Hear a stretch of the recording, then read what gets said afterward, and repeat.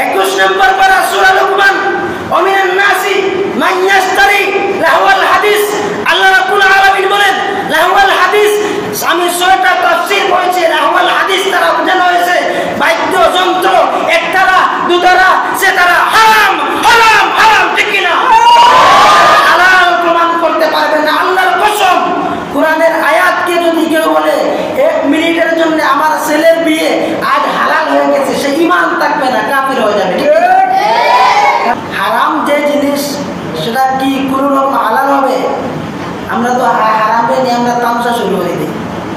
হারাম যেটা সেটা তো হারাম, যেটা কালো সেটা কালো, যেটা সাদা সেটা সাদা।